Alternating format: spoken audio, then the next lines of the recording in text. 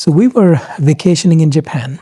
Carmen and Natalia, my wife and daughter, were with me. It's been a great day so far on that day. An easy day. Nothing was wrong. We had walked probably 25,000 steps that day throughout the city of Tokyo. And my body was completely done. I mean, done. The kind of tired you feel in your feet, in your legs, and behind your eyes. Carmen and Natalia were fast asleep. The room was dark, completely dark, and quiet. And I lay there wide awake, super wide awake. Everything in my life was perfectly okay. My body was begging to shut down, and my mind would not turn off. So I want to talk about that exact kind of exhaustion, if you've ever been through one, which I'm sure you have. The one where the body has quit for the night and the mind absolutely refuses to. Because if you have ever laid there like that, you know it is a quiet torture, its own torture. So let me name it exactly. It is an engine that will not idle. You're not panicked, you're not in crisis, you are just tired. You want to sleep, you want sleep more than anything else in the world. And your mind wants to sprint away, or it sprints away. It replays a moment from years ago that you cannot change. It rehearses a conversation that may never even happen. It solves problems that do not need solved right at this moment or right at that moment. And it solves them again and again. The harder you try to force it quiet, the louder it gets. You tell yourself to stop, and the telling is just more noise, Here's the part that took me years to figure out and understand. My mind was not at rest because a long time ago, without ever deciding it out loud, I made rest something you earn. And I never once let myself arrive enough to earn it. I was always about to earn it. Sit with that for a second, would you? I was not lying awake because something was wrong. I was in Japan, in Tokyo, one of the most beautiful cities in the world. My family was next to me. Nothing was wrong. And I was lying awake because somewhere decades back, I learned that staying alert was the same as staying safe. That if I just kept watch, nothing could get to me. Nothing. So the watching never turned off, even long after the actual danger went away. The overthinking is not a malfunction. It is a guard. A guard who was posted so long ago that nobody ever told him that the war is over. Still standing at the gate. Still scanning the dark. Still guarding a wall that nothing has threatened in years.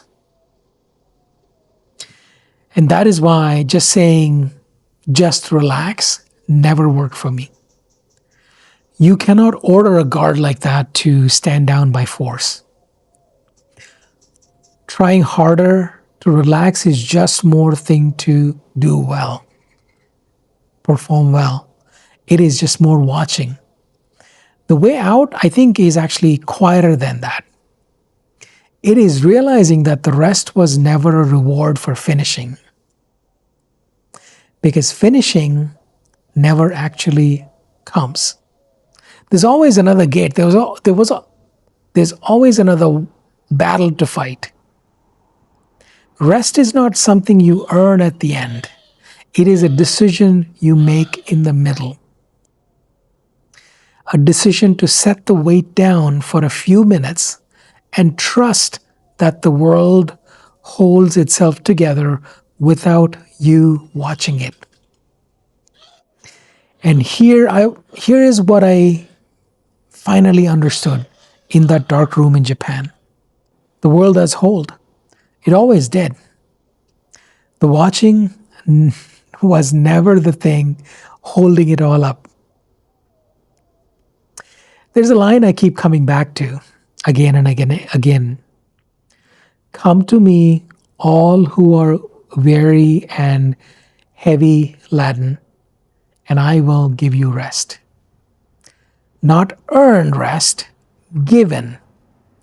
And underneath it is an idea even older, Sabbath.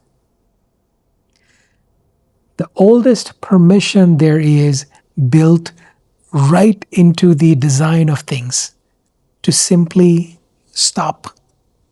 Not because the work is finished, but because you were never meant to carry it without ever putting it down. You are allowed to stop, you know? So here's what I would do, gently. You got to be gentle. You got to be gentle with yourself, especially with your heart and soul.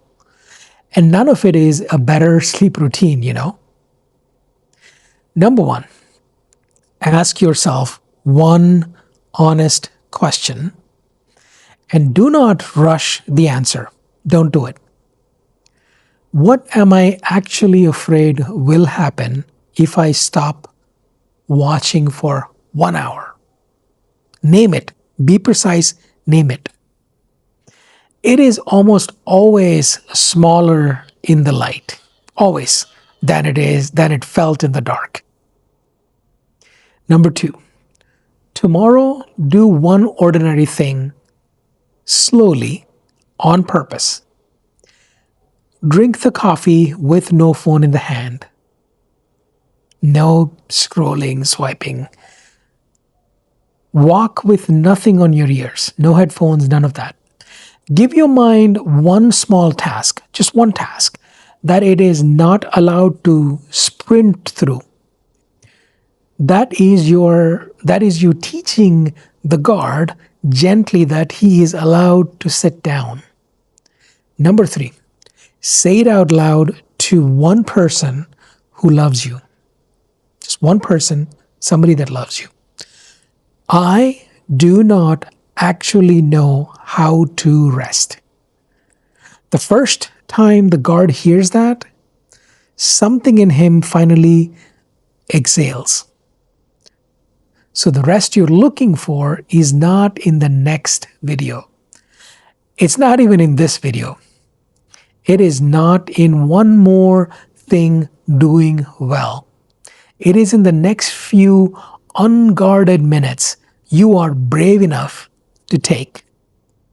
So close this darn video, stand down, and go. Just enjoy the unmeasured, unmetered quality time with yourself. See you another day.